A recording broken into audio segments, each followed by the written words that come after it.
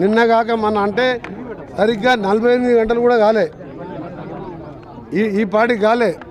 12:15కు రేపు 12:15 అంటే 16వ తారీఖు అంటే 48 గంటల ముందే మా మేయర్ బుర్రి చైతన్య శ్రీనివాసరెడ్డి గారు, మా డిప్యూటీ మేయర్ గారు, ఆమీర్ గారు, ఇంకా మా కార్యవర్గం ఏర్పాటు చేసి 48 గంటలు కాలేదు. మీరు చూసిండ్రు నిన్నటి నుంచి ఈరోజు పార్కుల అభివృద్ధి, శానిటేషన్ మీద కలెక్టర్ గారితో రివ్యూ చేస్తూ ఈరోజు మొదటిసారిగా Padmavati colony, Shivajinagar colony park, అలాగే కామేశ్వరరావు కాలనీ ఒక మోడల్గా చేయడానికి కన్సల్టెంట్ కూడా హైదరాబాద్కి వెళ్ళి వచ్చిండ్రు. అవన్నీ కూడా డిజైన్ కూడా చేసి ఒక వారం రోజుల్లో టెండర్లు పిలిచి పార్కులు అభివృద్ధి చేయడం. రెండవది డ్రింకింగ్ వాటర్, శానిటేషన్, ఎలక్ట్రిసిటీ. నిన్న సీఎం గారు కార్పొరేషన్ రివ్యూ చేస్తూ ఆయన ఒకటే మాట్లాడి చెప్పింది, అందరూ మినిస్టర్ కాదు సీఎం గారు కూడా ఆకస్మికంగా శానిటేషన్ మీద ప్రత్యేక దృష్టి పెడతాం, పార్కులు అభివృద్ధి చేస్తాం, గ్రీనరీతో పాటు పొల్యూషన్. ఇలా ఢిల్లీ లాంటి మహానగరాలు చూస్తున్నాం, బతకలేని పరిస్థితి. లంగ్స్ కొలాప్స్ అయ్యి ఇంట్లోకి వెళ్ళి బయటికి వెళ్తలేరు.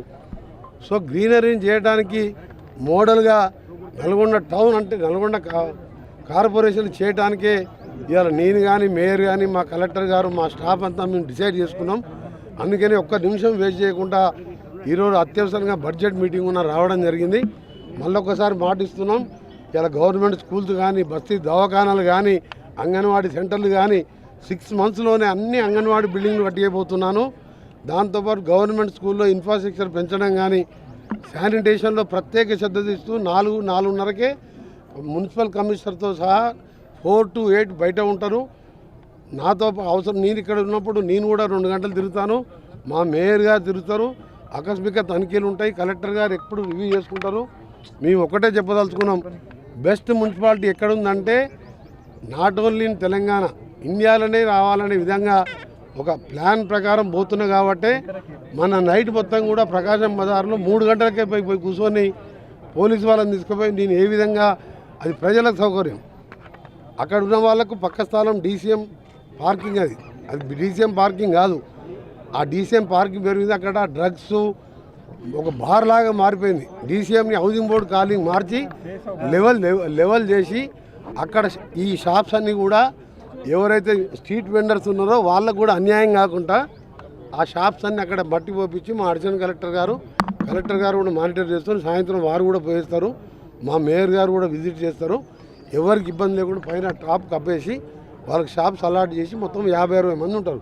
దాంతో 10-20 వేల మంది మినిమం వస్తారు. పండుగల సీజన్లో 50,000 మంది వస్తారు. యాక్సిడెంట్లు అవుతున్నాయని ఆ కార్యక్రమం చేసినాం. ఈరోజు పార్కులు అభివృద్ధి చేసినాం. శానిటేషన్ మీద రేపేళ్ళండి మా మేయర్ గారు రివ్యూ పెట్టుకుంటారు. ఈ పార్కుల టెండర్ విషయం ఇవన్నీ కూడా కలెక్టర్ గారు చూసుకుంటారు.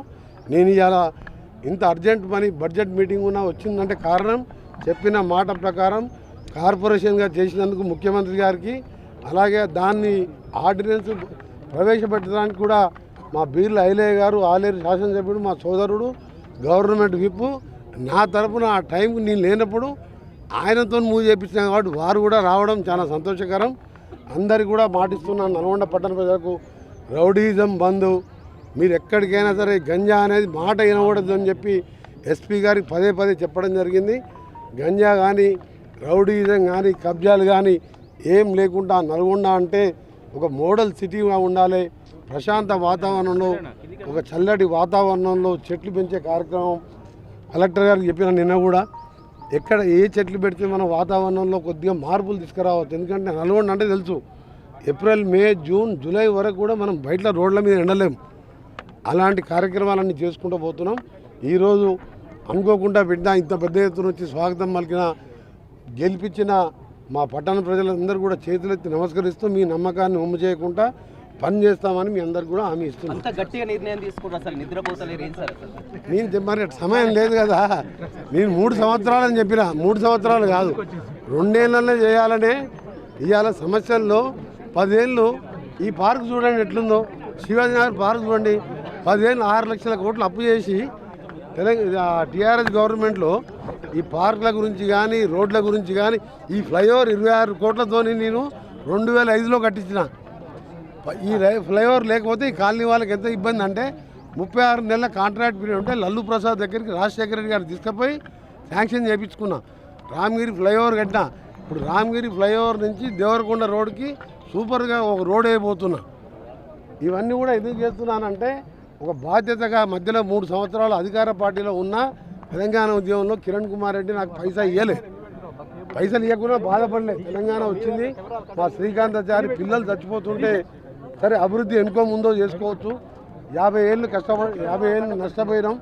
ఆంధ్ర వాళ్ళు నీళ్లు నిధులు మొత్తం మన ఉద్యోగాలు తీసుకుపోయినారు. కానీ పిల్లలు తావద్దని చెప్పి నేను ఆ 3 ఏళ్ళ నష్టాన్ని ఇవాళ ఇంత స్పీడ్గా ఎందుకు చేస్తున్నంటే మొత్తం కూడా ముఖ్యమంత్రి గారి దగ్గరికి అంత ప్రజెంటేషన్ తీసుకుపోయి వెంటనే నిధులు తీసుకొచ్చి నల్గొండను సూపర్ ఫాస్ట్గా డెవలప్ చేయాలి, సూపర్ స్మార్ట్ సిటీగా చేయాలన్నదే నా జీవిత లక్ష్యం. 5 సార్లు ఎమ్మెల్యేగా, మినిస్టర్గా, ఎంపీగా గెలిపించిన వీళ్ళ రుణం తీర్చుకోవాలంటే ఇదే కాదు, మళ్ళా జన్మలు ఇంకా 10 జన్మలు ఇచ్చినా రుణం తీర్చుకోలేము. అందుకనే ఈ సమయంలో వృధా చేయకుండా, ఒక్కరోజు వేస్ట్ చేయకుండా, ముఖ్యంగా శానిటేషన్ని, డ్రింకింగ్ వాటర్, ఎలక్ట్రిసిటీ ఈ సమ్మర్లో 24/7 నేను, కలెక్టర్ గారు, మేయర్ గారు రెగ్యులర్గా మానిటర్ చేస్తాం. నిన్న కూడా 4 సబ్స్టేషన్ ప్రపోజల్ ఇచ్చాము. ఇప్పుడు 4 సబ్స్టేషన్ వర్క్ నడుస్తున్నాయి.